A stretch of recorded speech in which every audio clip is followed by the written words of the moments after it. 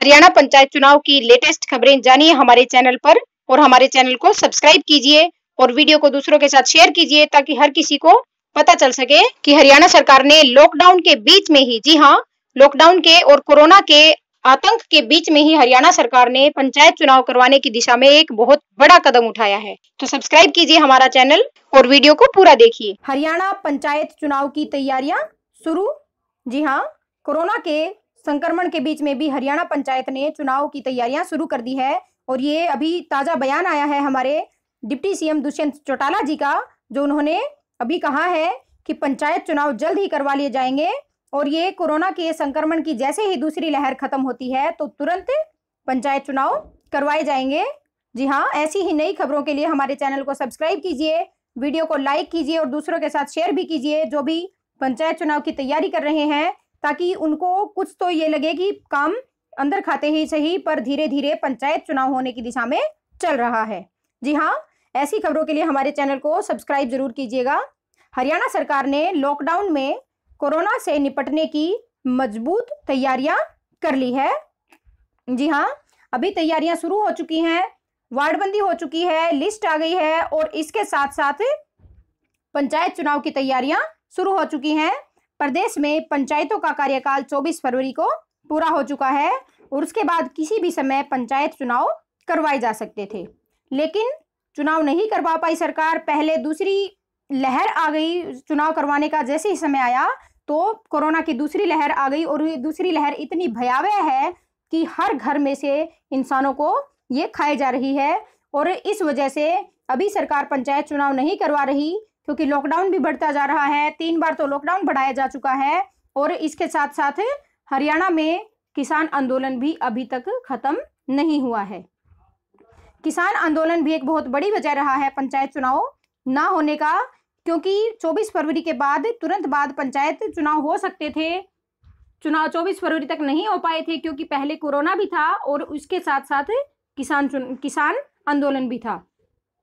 पर किसान आंदोलन के बीच में सरकार चुनाव नहीं करवाना चाहती, क्योंकि किसान जो है वो गांव से बिलोंग करते हैं और सरकार को जो वोट होते हैं पंचायतों के वो गांव से ही होते हैं और गांव में ज्यादातर जो किसान है, लगभग हर किसान सरकार के अगेंस्ट हो गया है, क्योंकि सरकार पंचायत चुनाव के एवज में ये जो कानून है, कृषि कानून जो है, 3 कृषि कानून, इनको रद्द नहीं कर रही है और पूरे भारत में इसका विरोध हो रहा है।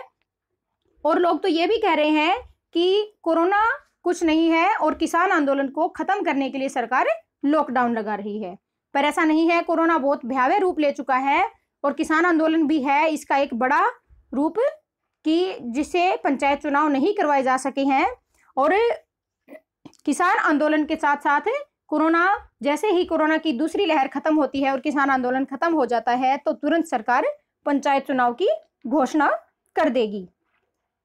24 फरवरी से पहले पंचायत चुनाव हो जाने चाहिए थे, उसके बाद किसी भी समय पंचायत चुनाव घोषित किए जा सकते थे, लेकिन विधानसभा के बजट सत्र और फिर कोरोना की दूसरी लहर ने पंचायत चुनाव को आगे खिसका दिया। सरकार अब कोरोना की दूसरी लहर का असर खत्म होते ही किसी भी समय चुनाव करवा सकती है। इसके लिए सरकार गांव में आधार तैयार कर रही है। हरियाणा सरकार ने लॉकडाउन के बीच सोमवार को यह बड़ा फैसला लिया है कि जल्द ही पंचायत चुनाव करवा दिए जाएंगे। ऐसे ही बड़ी अपडेट्स के लिए हमारे चैनल को सब्सक्राइब जरूर कीजिएगा और दूसरों के साथ शेयर कीजिए, ताकि वो भी थोड़ा सा रिलैक्स हो सके कि चुनाव होने की दिशा में कदम उठाए जा रहे हैं। और हरियाणा सरकार ने लॉकडाउन के बीच एक बहुत बड़ा फैसला लिया है और ग्रामीण चौकीदारों को कर्मचारी भविष्य निधि की सुविधा देने की घोषणा की है। जी हाँ, ईपीएफ देने की घोषणा की है चौकीदारों को। सरकार के इस फैसले से 7,000 से अधिक ग्रामीण चौकीदार लाभान्वित होंगे। ग्रामीण चौकीदारों को 12% वार्षिक की दर से ईपीएफ का लाभ दिया जाएगा। इस फैसले से सरकारी खजाने में 7 करोड़ 7 लाख रुपए की अतिरिक्त राशि खर्च होगी। प्रदेश में इस समय गांव में 7,017 पंजीकृत ग्रामीण चौकीदार हैं। गांव में तरह तरह के मुनादी करने के अलावा गांव में होने वाली घटनाओं की सूरत में गवाही और शिनाख्त में चौकीदार की भूमिका अहम रहती है। गांव में होने वाली मौतों का रिकॉर्ड भी चौकीदारों के पास ही रखा जाता है। चौकीदार अपनी मांग के लिए लंबे समय से जद्दोजहद कर रहे थे, संघर्ष कर रहे थे। और मनोहर सरकार ने पहले कार्यकाल के दौरान ग्रामीण चौकीदारों को वर्दी और अन्य जरूरत का सामान दिया था। उन्हें मिलने वाले भत्तों को नियमित किया गया था। अब सरकार ने ग्रामीण चौकीदारों को कर्मचारी भविष्य निधि का लाभ देने का निर्णय लिया है। जी हाँ, ईपीएफ का लाभ देने का निर्णय लिया है ताकि उनकी सामाजिक सुरक्षा सुनिश्चित हो सके। इस आशय के प्रस्ताव को मुख्यमंत्री ने सोमवार को मंजूरी दे दी है। एक सप्ताह के भीतर यह दूसरा मौका है जब सरकार ने ग्रामीण प्रतिनिधियों की सुविधा दी है। इससे पहले भी एक बड़ी सुविधा दी है सरकार ने ग्रामीण क्षेत्र में, और राज्य के 23,375 नंबरदारों को आयुष्मान भारत योजना में शामिल किया है और उन्हें स्मार्टफोन देने का ऐलान किया है। स्मार्टफोन खरीदने का टेंडर प्रक्रिया भी शुरू कर दी गई है।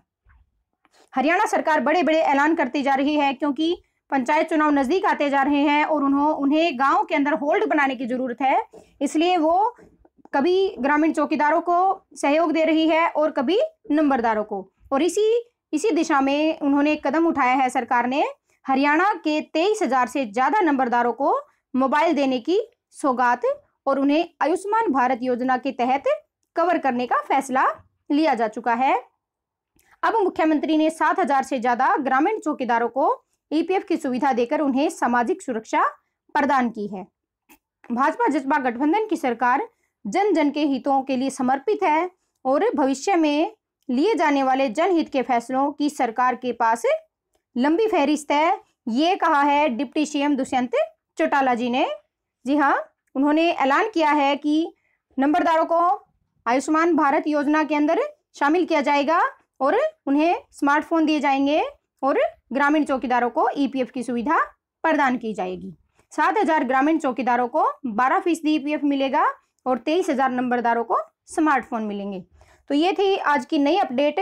और पंचायत चुनाव से जुड़ी हुई, गांव से जुड़ी हुई कैसे ही न्यूज़ हो, कैसे ही खबर हो, तो उसके लिए हमारे चैनल को सब्सक्राइब कीजिए और दूसरों के साथ शेयर कीजिए। और वीडियो को पूरा देखने के लिए आपका बहुत बहुत धन्यवाद।